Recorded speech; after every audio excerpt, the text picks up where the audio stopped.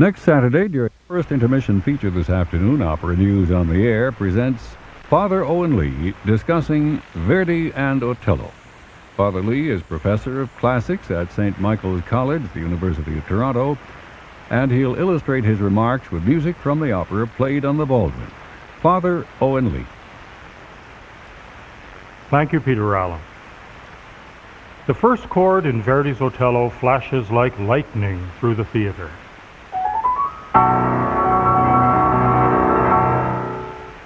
It is a savage and destructive sound, elemental and full of fury. It is also, as our leading Verdian, Julian Budden, points out, as unresolved, as impossible to analyze harmonically as that other chord, the one that changed the course of music for the last 100 years, the opening chord in Wagner's Tristan.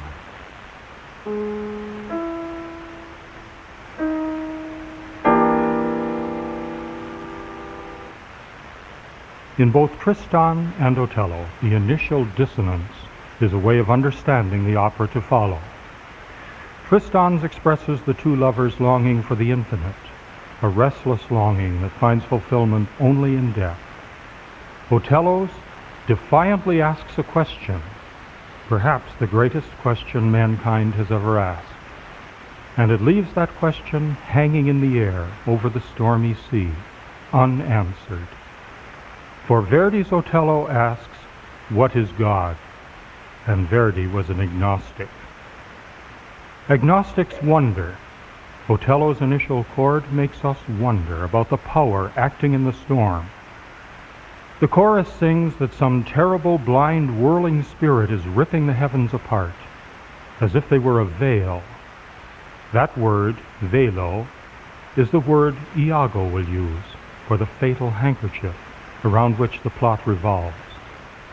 It is Desdemona's word for the winding sheet which will receive her body. And its cognate, una vela, a sail, the first word of the opera, marks the first sight of Otello's ship through the storm. Those three lives are ripped apart by the mighty force acting in the unresolved chord. Is that force benevolent or malevolent? The chorus, praying, call their God both the lightning in the storm and the smile upon the shore. Later, Otello and Iago, swearing by the forked lightning and the exterminating sea, call on their God to right their wrongs. But is the force that spins the world a force of evil or of good? After more than 70 years of pondering the human condition, Verdi proclaims in Otello that we cannot know. 19th century Romanticism rediscovered Shakespeare, and no 19th century composer knew Shakespeare better than Verdi. But Verdi's Otello is not Shakespeare's Othello. Every year, hundreds of undergraduate essays cross English professors' desks, zeroing in on Iago, scrutinizing the arguments of Coleridge and Swinburne, Hazlitt and Lytton Strachey and Bernard Shaw, pondering why Shakespeare's Iago acts as he does. What are his motives? Can the whole mighty drama hinge on that despicable little passion we call jealousy? Jealousy is present in the play, and it's certainly important in the opera. In the act we are about to hear, Iago tells Otello, "Fear jealousy, my lord." It is a dark, livid, blind monster that rips open a wound in its own breast and poisons itself.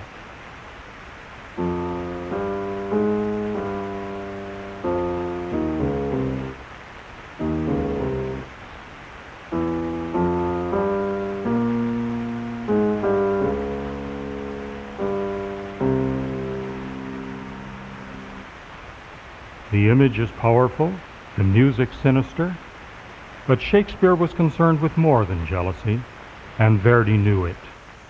From that first chord on, a much mightier power is at work, and jealousy is only a monster it spawns.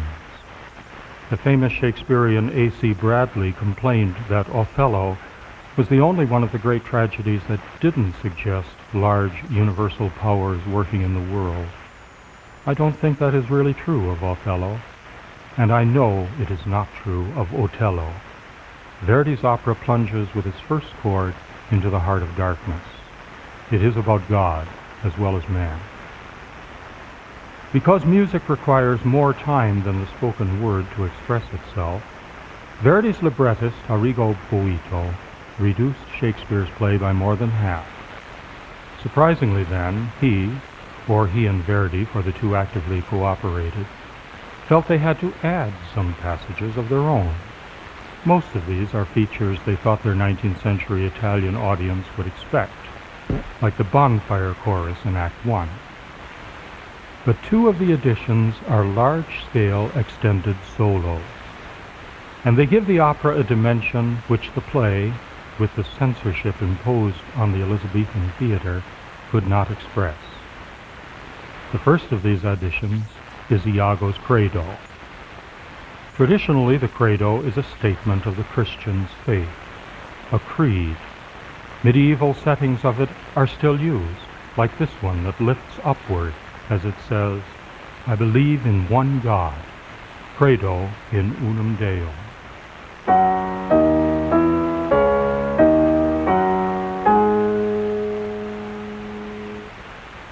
Verdi's Iago begins with the same words, I believe in one God, but he adds immediately, a cruel God who made me in his own image, and I call on him in hate. As a preface to this, Verdi's orchestra thunders out a parody of the old plain chant.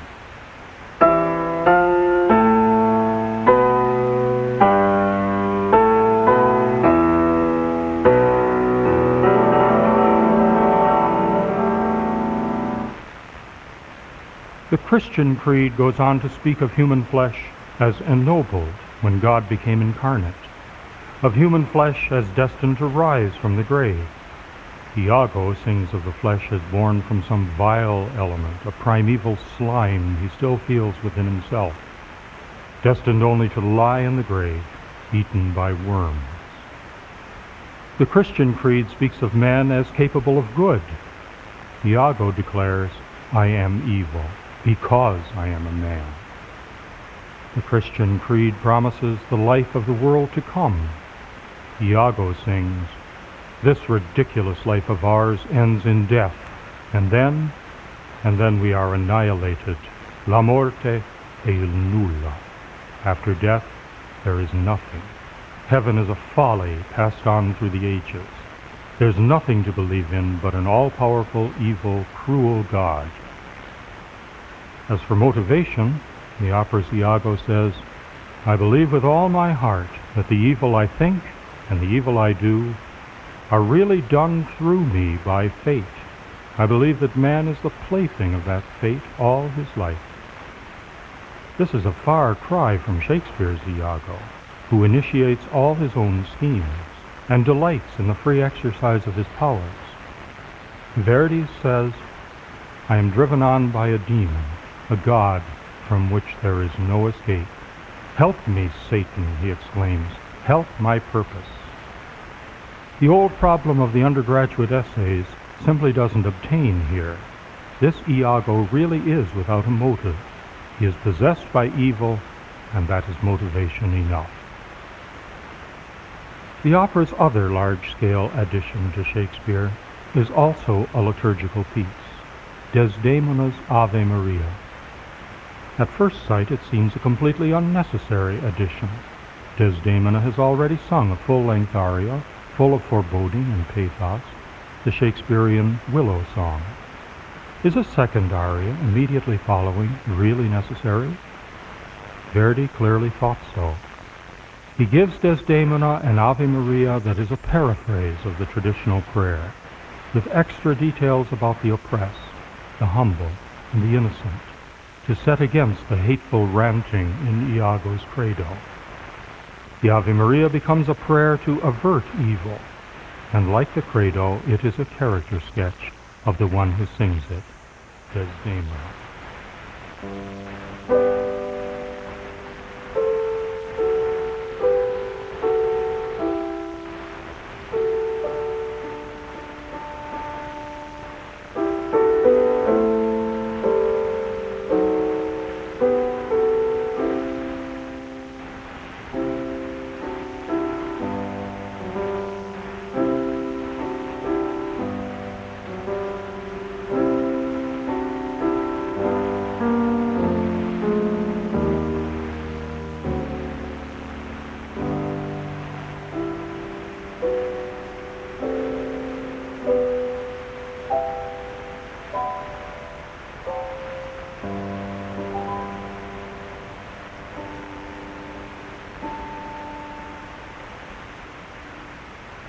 Verdi's heroine, you will have noticed with some surprise if you are new to this opera today, is called not Desdemona, as in Shakespeare's English, but after the Italian in Shakespeare's sources, Desdemona. The accent emphasizes the meaning of the Greek roots in the name, deus and daimon, evil spirit. A strange name for this gentle, loving, trusting woman? Well, the half-crazed Otello sees a demon in her hand in Act 2, and actually calls her Demonio in Act 3. Then, in Act 4, when he has killed her, and discovers too late that she is innocent, he explains the name. Desdemona is a pia creatura, nata sotto maligna stella, loving and trusting, but born under an evil star. The name speaks the reality so exactly, he instantly exclaims, Desdemona, Desdemona. Between Iago, possessed by evil, and Desdemona, singled out by evil for destruction, stands the unquestioned hero of Verdi's opera, Otello himself. Verdi eventually resisted his librettist's desire to name the opera Iago. He knew that the center of the drama, the real stage on which large universal forces find their battleground, was the pure soul within the great black warrior who comes exultant out of the storm. The opera had to be called Otello. In the sources, Otello was not black at all. He was a white Venetian with the surname Moro, or Moor. And in the Renaissance, Moor implied not so much black as Islamic. But in Shakespeare, Othello became the 17th century image of the black man, a former slave, majestically innocent, a simple pagan who accepts an ambivalent Christianity. The color of his skin is important in the play. The Venetians make abusive references to his thick lips and sooty bosom. When Desdemona elopes with him, she is denounced in Venice as an abomination in the sight of God and men. People are sure that the Moor has used black arts to make her fall in love with him. But he defends himself nobly with a line the opera uses. She loved me for the dangers I had passed, and I loved her that she did pity them. And she says, I saw Othello's visage in his mind. It was his purity, his honor, and his valiant parts that made her fall in love with him. Shakespeare made him black, and Verdi keeps him black, to stress his innocence and her courage, and to call attention by the color of his skin, which sets him apart, to the uniqueness of his heroic soul. And what, we may ask, was there in Verdi that responded to this symbolic Shakespearean libretto, fitted out with two liturgical additions, one blasphemous and one devout? As early as Il Trovatore, Verdi remarked, like his Iago, death is all there is to life. What else is there? In the first version of La Forza del Destino, he had his hero leap to his death in despair, shouting, I am the spirit of destruction. Let mankind perish. Extermination. Annihilation. And that was how the opera ended. In his later years, his wife Giuseppina said Verdi was happier believing nothing. When she asked him about God, he laughed in her face and said, though he loved her, you are mad. Life, he said near the end, is such a stupid thing. What is worse, a pitiable thing. What do we accomplish?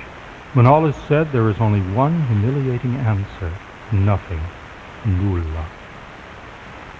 On the other hand, though all his life he hated the triumphalism and temporal power of the Church, and subscribed to no dogma, Verdi was, in Boito's words, an example of Christian faith, in the moving beauty of his religious compositions, and in his observance of rituals. Boito himself was an atheist, but he wrote of Verdi, you must recall his noble head bowed in the chapel of Sant'Agata. he knew that faith was the sustenance of the heart. Verdi decided eventually to change the anarchic, atheistic ending of Forza for a scene of Christian forgiveness, possibly as a result of meeting with old Alessandro Manzoni, whom he thought a saint. If mortal men could be adored, Verdi said, I would have knelt before him. It was at Manzoni's death that Verdi wrote his great Requiem Mass.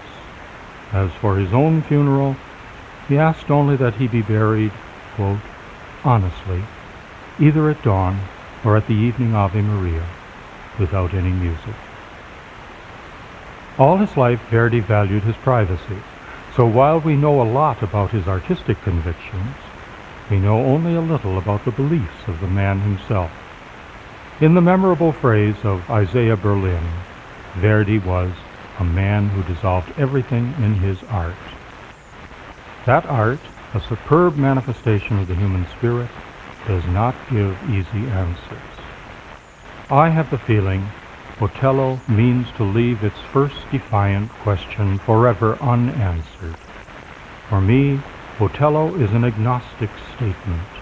What God is, terrible or beautiful, we can never know. Verdi's Requiem I see as a similar statement. Otello has Iago's Credo and Desdemona's Ave Maria. The Requiem has the terrifying Dies Irae and the trusting Lux Aeterna. But neither of these is Verdi's last word on God, man, and the meaning of life.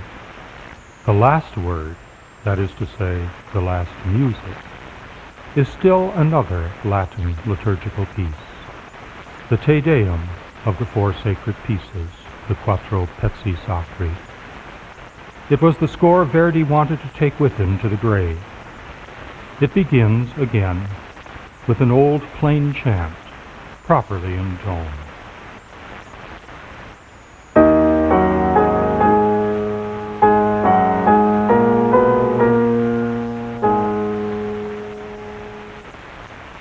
And it ends with the words, 15 centuries old, In thee, O Lord, have I hoped. Let me never be confounded.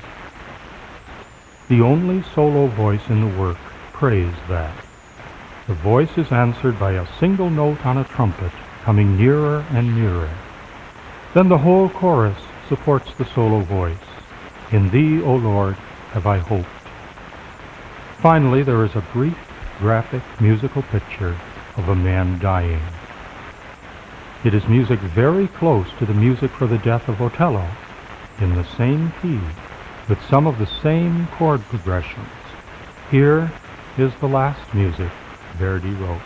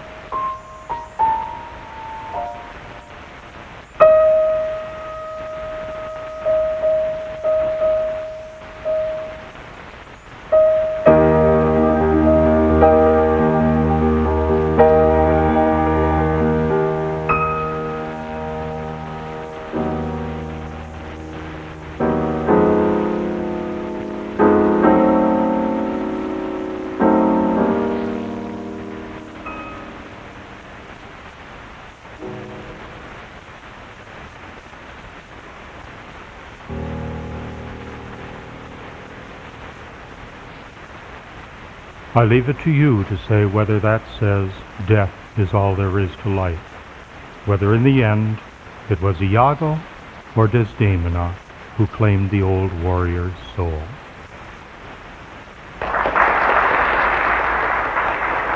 Thank you, Father Owen Lee.